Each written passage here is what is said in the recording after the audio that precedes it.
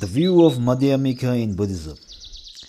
In Buddhism, the view is essential for both theory and practice. All the various Buddhist schools and paths have been established based on the right view, and the result of the Buddhist path enlightenment is none other than complete understanding or realization of the view. The view is indispensable for all kinds of Buddhist practice, from the simple and seemingly mundane acts of Theravada monk shaving his head and not eating after midday, to the Mahayana practitioner abandoning meat, offering butter lamps, and circumambulating to more complicated and exotic paths such as building monasteries or practicing Kundalini Yoga.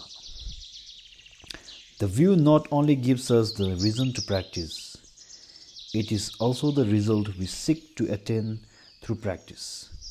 Furthermore, the view is also a safety railing that prevents us from going astray on the path.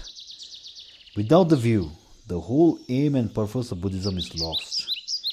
If we wish to reach a destination, it is fruitless to proceed aimlessly on the journey if we have not established our direction and destination.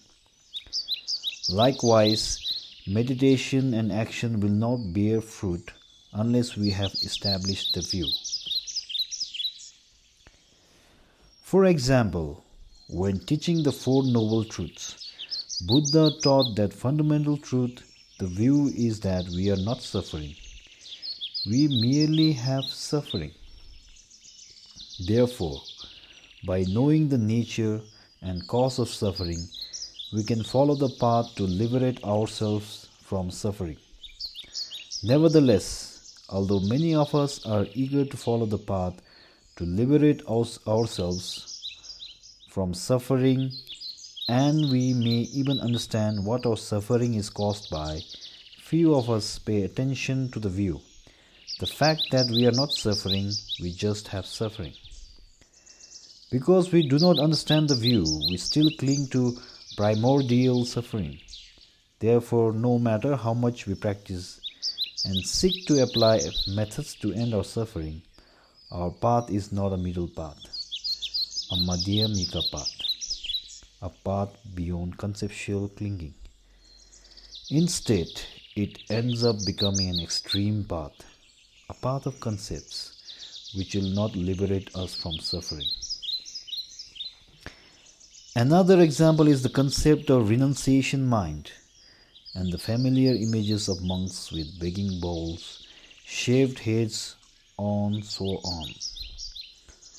When the Buddhist path teaches us to develop renunciation mind, we might think that we are being asked to renounce samsara with the attitude that it is imperfect, full of pain and endless futility.